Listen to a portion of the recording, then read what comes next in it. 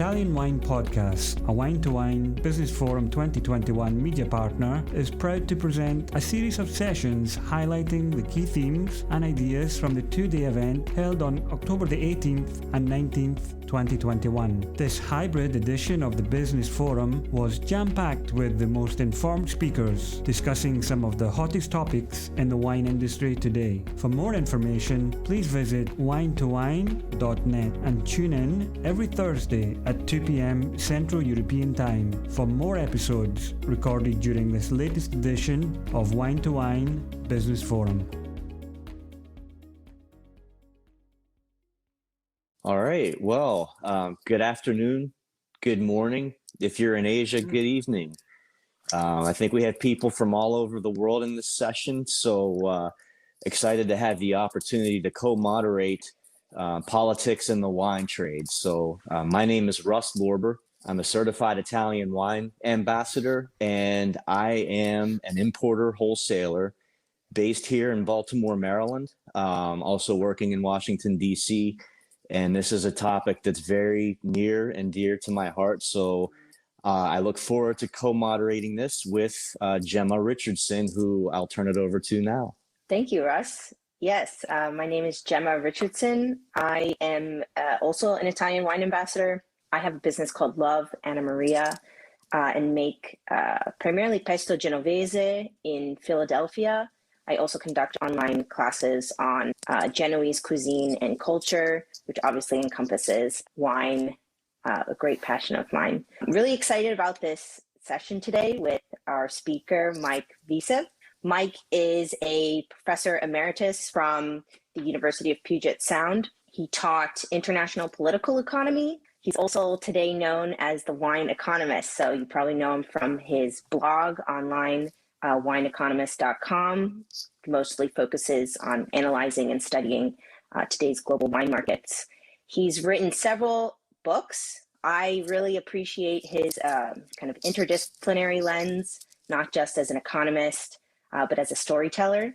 And today he's going to really dive into really just the intersection of wine between economics and politics. And so that really encompasses several internal factors as well as external affairs, as we've seen in recent years. It's been a true kind of concern that we don't know what the future holds, but hopefully Mike will have more to say on that. So I'll pass it over to you, Mike. It's a pleasure to be here today with you. Thank you, Gemma. Thank you, Russ. Ciao tutti. It's a pleasure to be here virtually in Verona. In real world, I am near Seattle, Washington. And so it is 6:45 a.m.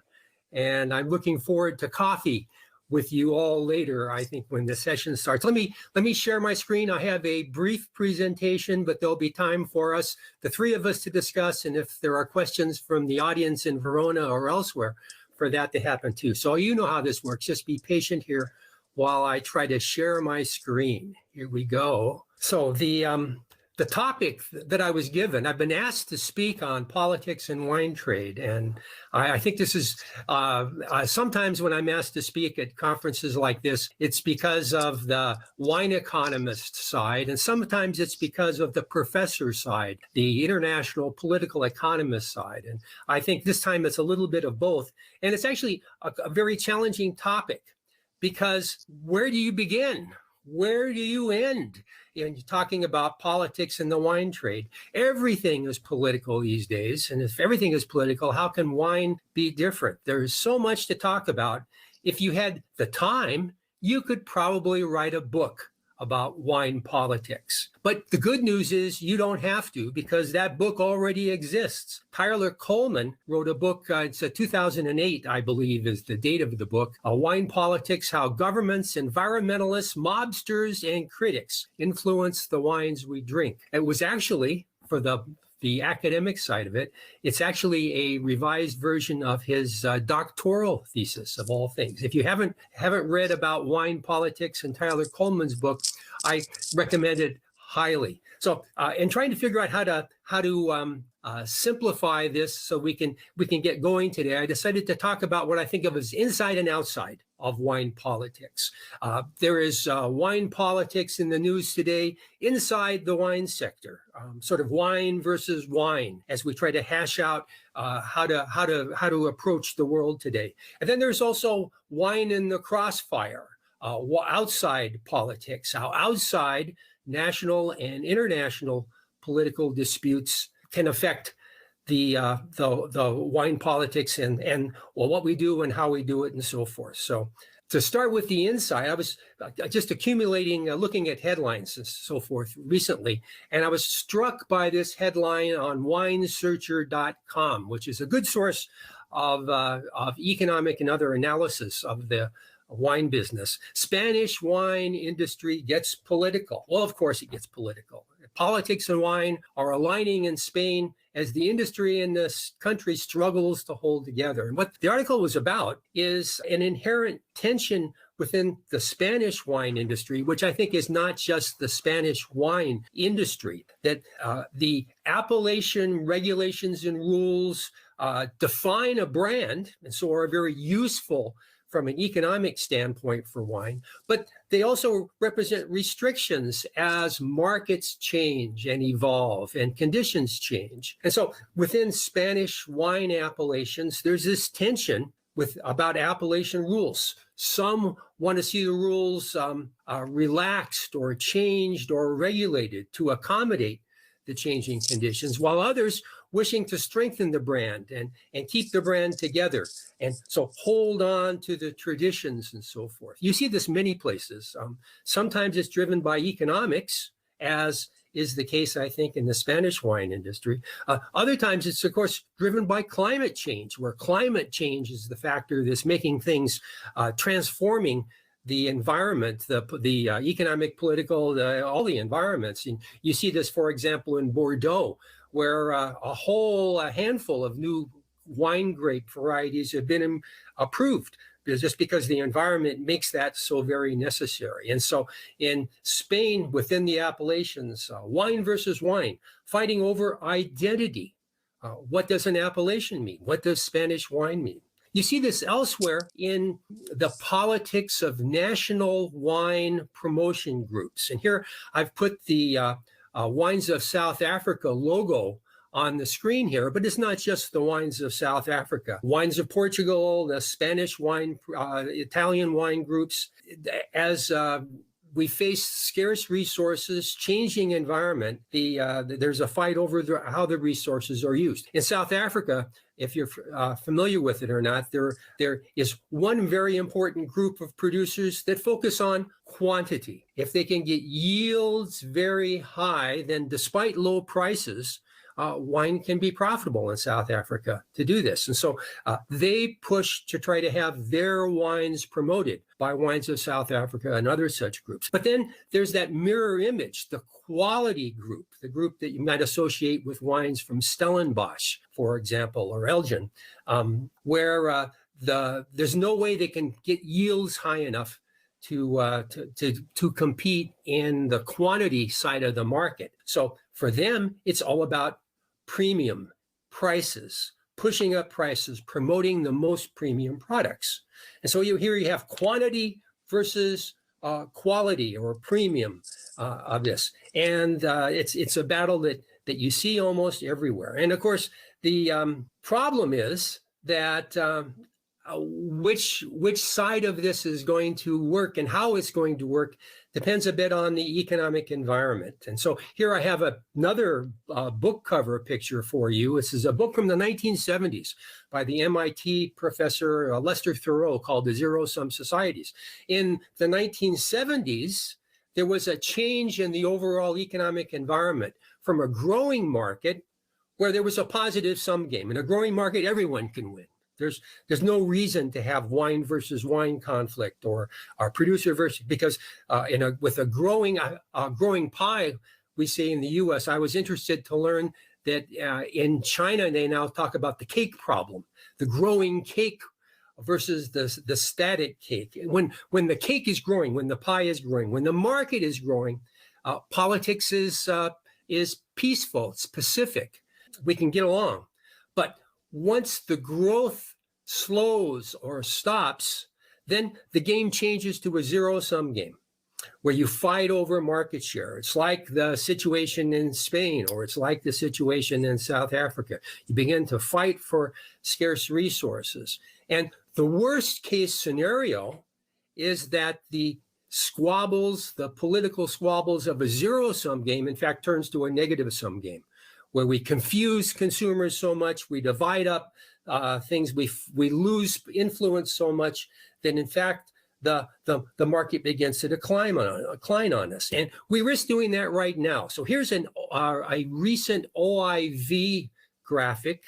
I hope this is clear for you all. This shows the evolution of world wine consumption in the 21st century from 2000 to 2020. And this is by volume, not value. The value picture is just a little different.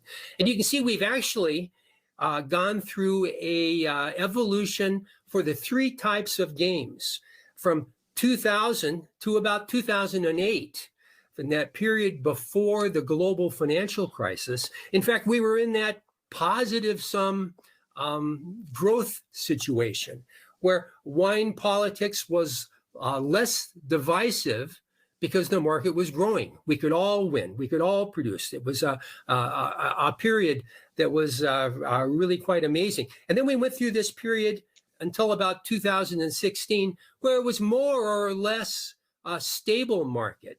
And so it became more of a zero-sum kind of game. And in just the last couple of years, global consumption, according to the OIV, has declined overall. Again, if we did this by value, this would not be quite the same sort of decline. So the environment in which wine politics exists has been changing, and not changing in a very good way, changing in a way that pits wine versus wine and makes politics actually somewhat dangerous for us, it seems to me. But that doesn't mean that that's the road we have to take. As a political economist, someone who studies the politics of international economic relations, I know that sometimes having a common enemy is a way to bring people together, to get past the politics of division, the zero-sum politics, and get to the positive-sum politics where the growing pie or cake or growing wine market actually lies. And if you think, well, what common enemy do wine producers around the world have that can help bring us together to give us a positive economic environment? Well, there's two of them. One is the global anti-alcohol movement that threatens all wine, threatens all producers of wine. And here, an organization called Wine in Moderation has been so very useful in bringing producers within countries and between countries to unite around a message of a wine as a cultural element, wine in moderation as a healthy product. And I've been very impressed with what my Wine in Moderation has been able to do to be a counterforce to the anti-alcohol movement, but also a counterforce to the divisive politics that you see. And then the second image that you have here, the Porto Protocol. The Porto Protocol was launched, I think, 3 years ago in Porto, and it's an environmental movement trying to unite people both within the wine producing sector, but also throughout the wine supply chains as well. Unite them to oppose climate change. Unite them to find and share techniques to reduce the climate impact, to make wine a part of the solution to the climate change problem, as opposed to part of the problem itself. So the anti-alcohol movement, climate change, these are both factors that I think can bring us together. And so politics can be positive for wine, or politics can be negative for wine. And it seems to me that this is something that we need to pay very much attention to. So that's my discussion of some elements of politics inside the wine industry. What about the outside effect? Well, I've had an interesting experience this last summer. I went back and reread Wine Wars, my 2011 book about the global wine economy. And it made me realize how much the wine world has changed in just 10 years, from 2011 to 2021. And so I pulled myself together, and I've written a follow-up book, Wine Wars 2, that will come out in 2022. And there are a lot of differences. It's just incredible how much wine has changed in just 10 years. One type of change which is relevant to us here is in this global political environment in which wine exists. Back in 2011, the wine existed in a political era of expanding globalization. Again, it was that growing economy, growing market, growing pie. And despite the fact of the global financial crisis, it seemed like that's where we were still going. Globalization seemed like a remarkably enduring and sturdy and powerful force. But just 10 years later, when I was working on Wine Wars 2, it seemed like things had changed quite a lot. Globalization is resilient, but fragile. We see how, in terms of the politics, in terms of oh my gosh, global logistics, just moving products from here to there, in terms of energy and everything, globalization seems much more fragile than we would have thought of it just a few years ago.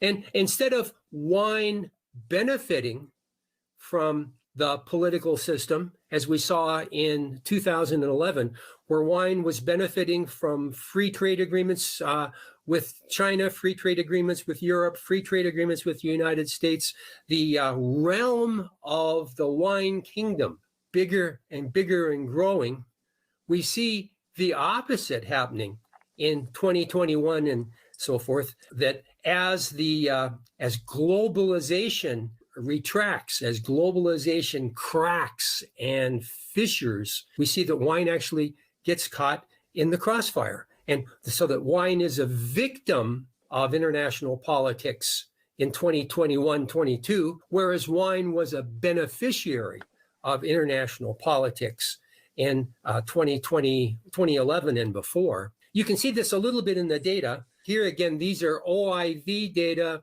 Here I've done by value instead of volume. But this is the evolution of world wine exports. And you can see wine exports rose and hit a little bit during the global financial crisis, but then they continue to rise again. That even as globalization, and until finally globalization began to crack, 2016. What happened in 2016? And then the most recent things. It seems like this, as globalization has slowed down and withdrawn somewhat, I won't overstate that, it has had that effect on wine too. How does wine get caught in the crossfire? Well, here's a magazine cover from just a couple of years ago, and it's that thing that happened in 2016, which is the election of a populist protectionist president in the United States. But wine has got caught in the crossfire. We've seen tariffs on wine by China against the United States, tariffs on wine by the U.S. against some members of the European Union, China wine tariffs against Australia most recently, and then Brexit disruptions and so forth. The interesting thing about these tariffs, the thing I want to focus on here, is that in no case here were these normally protectionist tariffs. That is, China didn't put a tariff on U.S. wine to protect Chinese wine industry. The U.S. didn't put a tariff on European Union, some members of the European Union's wine to protect U.S. wine. China didn't put the 212, I think, percent tariffs on to protect Chinese wine. In each case, the situation was that something else was involved. With the U.S. and China, it was tit for tat. U.S. puts tariffs on Chinese steel, so China puts tariffs on U.S. wine. The U.S. gets upset about possibility of EU regulations on technology firms. The Boeing Microsoft thing, instead of the U.S. putting tariffs on Airbus products in the Boeing Airbus dispute, it put tariffs on some EU wines. And in the case of China and Australia, some Australian leaders called for more thorough investigation of the source of the COVID pandemic, and China put the high tariffs on Australian wines. And so why pick on wine? If the issues have nothing to do with wine, then why pick on wine?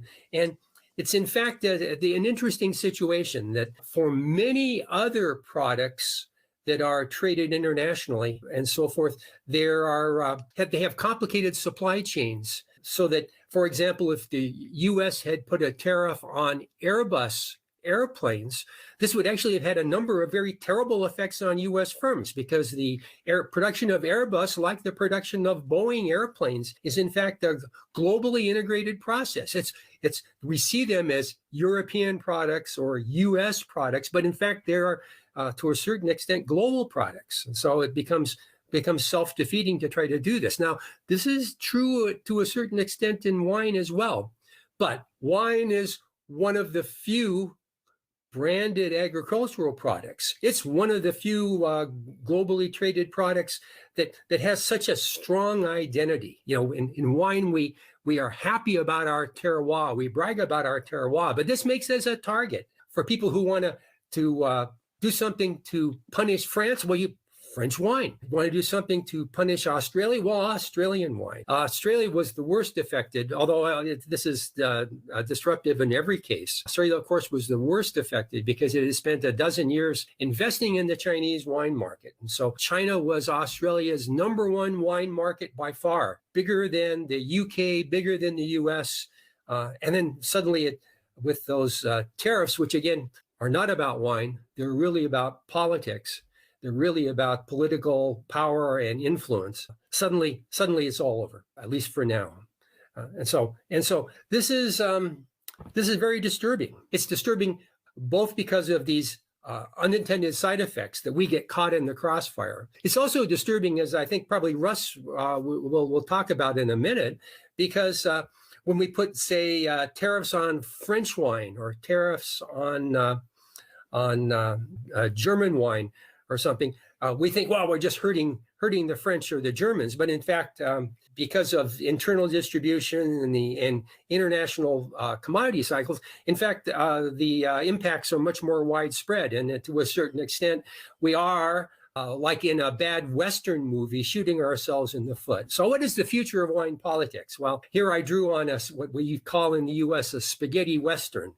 The good, bad, and the ugly, il buono, il brutto, il cattivo for this. It seems to me that it's possible for this to go in a number of different ways. And so this means for those of us in the wine industry that there are important risks that we need to consider. There is a movement to rebuild the rules-based international system, to try to grow the world markets, grow world wine as well. That would be il buono. And I hope that is the positive sum market case.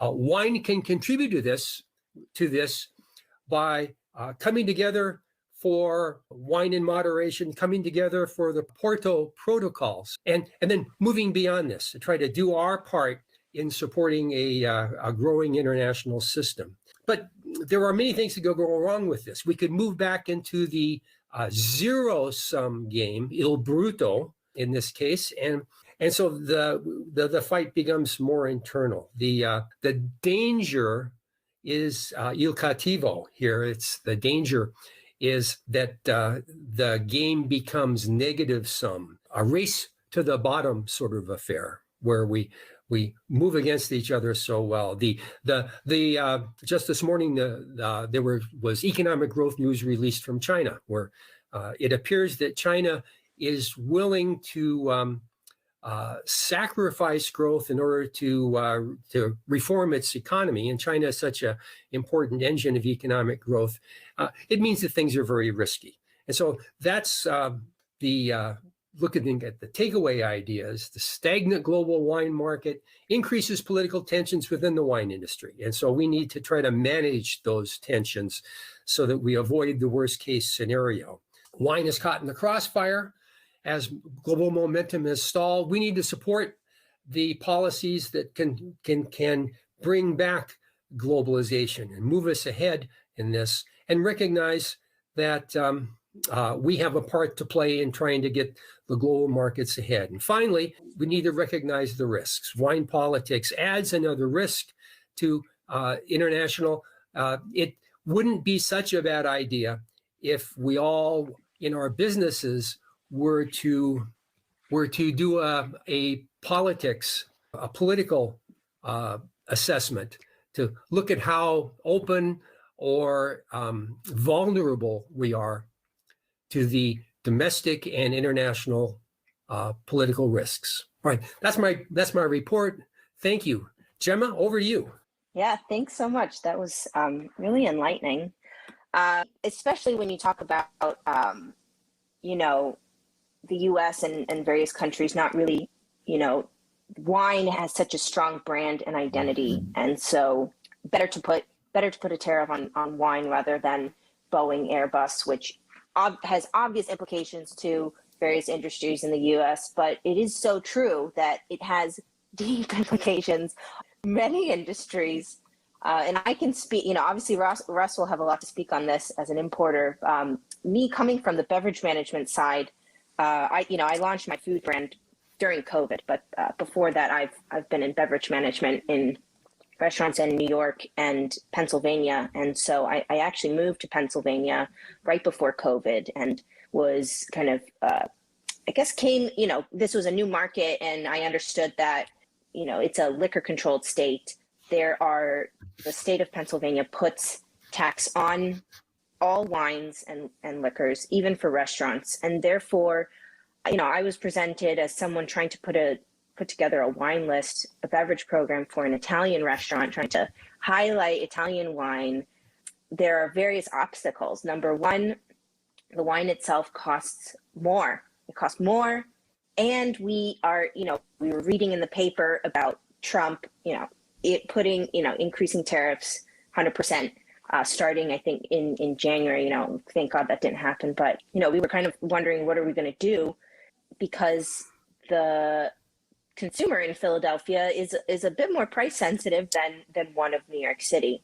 And so, I think with every challenge, there's also the opportunity. And it brought an interesting, we thought, how do we deal with this? And so, it brought on this kind of idea of expanding maybe a bit of the program into domestic wines that that highlight Italian grapes. Grown in California, Washington State, which obviously has its place and should be celebrated. But at the same time, what do you do when the prices are just going to get higher and the price sensitivity is not really going to change from the consumer side? So I certainly see that in my own food production with pesto genovese. I've seen the price of pine nuts go up probably $7 up, an increase of $7 a pound in the past 3 months at a wholesale price. So that is really hard when you have a premium product that already is pushing the boundaries of what someone will pay for a fresh product is that. So yeah, I mean, it's kind of like we're in the ringer we're just kind of playing, trying to figure it out as we go, but at the same time, carrying it on with grace as you would in the dining room. I don't know if Russ, you have more to elaborate, especially as an importer, how you're handling the repercussions of this trade war. Yeah, absolutely. And sorry for dropping out there for a moment, but thank you for letting me back in. As you mentioned, as an importer, what happened with the tariffs recently was it was actually existential for me. So I launched my business. I started building the business about 2 years ago and launched last year. And the tariffs went in place around September of 2019. Italy was left out of that, but there were these threats of 100% tariffs that were happening. And so I remember writing my business plan thinking, if that happens, that wipes me out before I even get started. Like, why would I do this? And so, Mike, I think at the macro level, you point out some really interesting dynamics with the market not growing, the intensity of competition, and the, almost politics being wielded as a weapon. So why should I not shut my business down and just go do something else? Is there anything you can give me that maybe provides some hope for the future about the dynamics of globalization and moving away from it? Oh, well, I feel like I've become a counselor now, Russ. Yeah. No, the good news is, it seems to me, that underneath all of this, the consumers are becoming better informed about wine. That in fact, within the U.S., because that's where your market is, of course, that some consumers at least have used this period of time during the COVID era here to learn more and become better, more knowledgeable about wines and so forth. And it's been interesting for me to watch the impact of the direct-to-consumer marketing that takes place. Now, I know that you're an importer and wholesaler in this, but as people have gone to this, have had to shut down, this had a bad effect and a good effect. The bad effect is they're not eating at restaurants and bars and so forth, so they don't have the somms guiding them to new discoveries in wine that would be so very helpful. And that especially so many of my Italian and French friends have used as a way to introduce wines to the American market. They've gone first into the restaurant sector, where they will have hand sells of wine, and the hand sells then are a very effective way to have consumers learn about new regions or new brands and new grape varieties and so forth. And we've lost that. And so a hopeful sign is, as we return to something that is more normal, that it seems to me that as we come back to that, we'll be looking for that experience again. We'll be looking for the restaurant to help us have these new discoveries, that this will be even more important than before.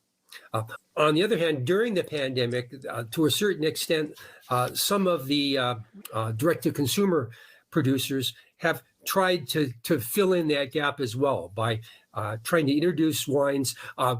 I've seen so many mystery box sales where they will put up a bunch of wines from different places and so forth and ship them out and to try to have people have these discovery experiences, because there is one part of wine consumers that just want to have the same wine that they like every night after night. But for the rest of us, the world is a playground. We want to discover these things. And so I was looking over your list. Russ, you have some great producers from interesting regions in Italy, and you have one from Spain, I think, as well. And gosh, what a playground! What a chance to discover some interesting wines. I can't wait for more people to be able to take advantage of that. I think it's coming. Thank you. You actually touched on something that's pretty. I think the consumers that you mentioned are the ones that I'm looking for. So, but thank you for the counsel. I'm sorry, Gemma. I interrupted you. You're about to. Yeah, no worries. I this conversation is really obviously has parallels to my food business and a lot of other businesses, intersecting with hospitality, food and beverage. And I really think this idea that consumers are maybe spending less time in restaurants, at least now, which means less interface with that somm who is your guide into the world of wine. It's really pushing and encouraging other businesses or other, people in the game to possibly encourage or highlight education as part of their business model. That certainly has pushed my business from originally a consumer packaged goods brand to really an educational one. If I am not going to be a sommelier in a restaurant, I'm certainly going to be one online with my consumers. For me, Ligurian wine is, obviously has very small production compared to other regions. And, obviously I will never pass up a glass of Barolo, but it certainly tells a story, it has a very lengthy story, and is a playground that spans centuries. And, that's something that I want to share with people. And for me, the hook is pesto, because it's part of our everyday vocabulary in whatever iteration it might be. But really, in order to get them in, I can then share with them histories of, the Republic of Genoa to Rossese di Dolceacqua, Colli di Luni, the Roman Empire using that as an ancient harbor to bring the marble from Massa Carrara down to Rome. I mean, you could go on forever. So, I kind of see to you, Russ, hopefully, I don't know to what extent how big your company is, but, do you see education as part of your business model, or partnering with people who really focus on that? Yeah, for me, absolutely. In fact, if one of the things, if you visit our website, our mission and values is essentially combining a curated portfolio with inclusive and approachable education. And because we're looking, Mike, I think you kind of described the consumer breakdown very well, in that you have some people that have their every night drinkers, and then you have other people that are curious. And I even find them to be somewhat brand agnostic, where they're more interested in just trying as many different things as they can. And if the producer has an interesting story to the point where it gets in front of them, then that's kind of the key. So I think along with that is because I kind of, I look at people like Gemma, and I look at other like-minded importers, like we're all fighting the same fight effectively. And I Mike, one of the things that you explore is, with the market kind of shrinking, it intensifies this competition. I'm looking in the chat box, and Joaquin Garcia Marquina points out in Spain, where the appellations are essentially missing an opportunity because there's too much internal competition. What do you think is keeping the wine industry from reframing its competition, and instead of seeing each other as the competition, maybe working more together to find those consumers that are just interested in trying different things, and maybe trying to take share away from a category like spirits, for example? No, it is the case in the U.S. It isn't just the wine consumption is flattened. It's the case that the whole beverage alcohol consumption has flattened out, and that beer has suffered in the U.S.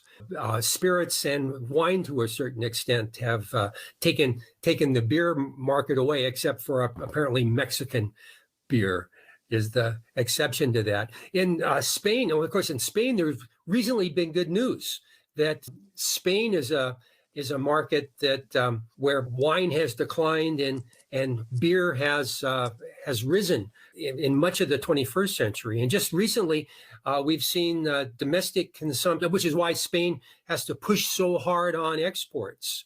And to a certain extent, Spanish producers engage in a race to the bottom because they have the prices that they get for their wines are much lower than they should be. Spanish wines based on quality certainly can compete at higher price points that they do, but because they're all pushing together to export so much. So there is this frantic race to the bottom. And so the good news here is, in Spain, the domestic market is recovering as well. And so maybe this will change the dynamic, but it is just so hard.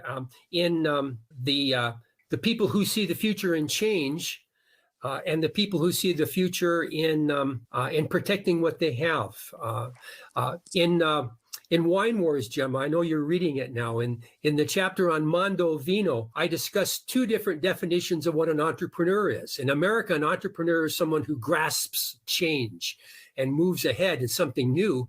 And in France, an entrepreneur is someone who can protect what he already has. And It seems like it's those two ideas of what it is to be an entrepreneur and a leader that happens. In Italy, the debate this is less political because the IGT wines are the escape valve for Italian producers, especially, who want to do something new and different and not be bound by the rules. And so many of my Italian producer friends have reacted to the changing market environment by developing more IGT wines to fill in this gap. Well, yeah, I like the breakdown of the entrepreneur, as I find myself at the intersection of being an entrepreneur in the U.S. trying to celebrate entrepreneurship of a different country, so a different lens. I almost think I'm thinking about, again, just wine as an emblem, and in a political sphere as a brand. And yeah, it's a little bit, I don't know if it's sad or just we are in the U.S.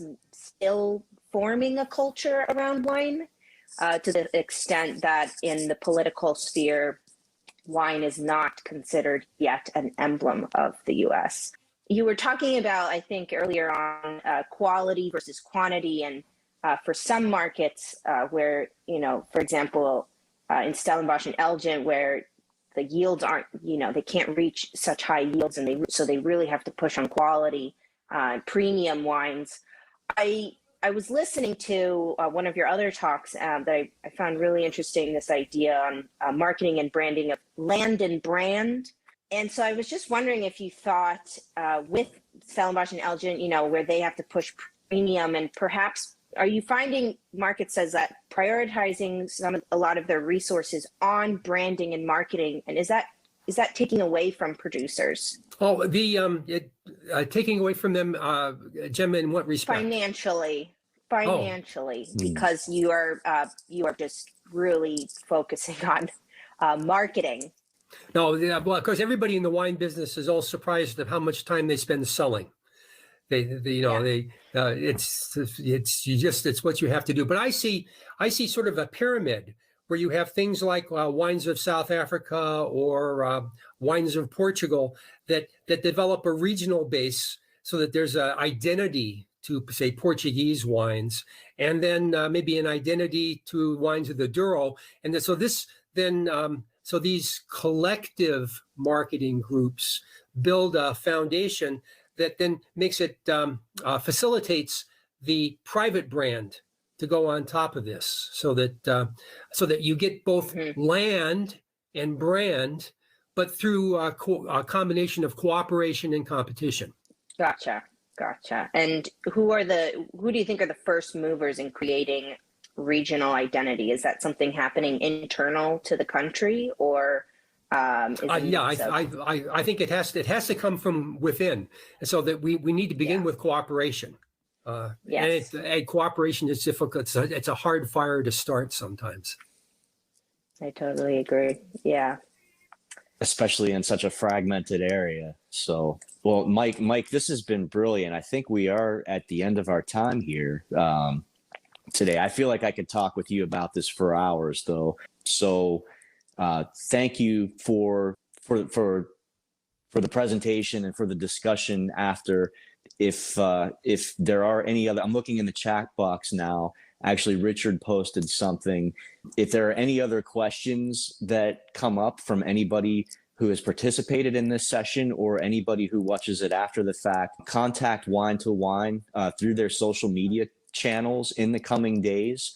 And we'll see if we can get those questions filtered toward us and toward Mike so that we can get answers for them. Gemma, any closing words from you? Just thank you. This is great. It's 10:30 a.m. and I'm ready for a glass of champagne. So. Love it. Thank you so much, Mike. It was great having you and great to speaking with you. Cheers to you both. It's a pleasure to meet you, and I hope we can get together in one place for a glass of Prosecco or something. I love that. Right. Yeah. Alta Languedoc. Let's do it. Nice. Thank you. Right. All right. Well, thanks everybody. Ciao, salute, and chin chin. Arrivederci. Grazie. Arrivederci. Listen to the Italian Wine Podcast wherever you get your podcasts. We're on SoundCloud, Apple Podcasts, Spotify, Himalaya FM, and more. Don't forget to subscribe and rate the show. If you enjoy listening, please consider donating through ItalianWinePodcast.com. Any amount helps cover equipment, production, and publication costs. Until next time, chin chin.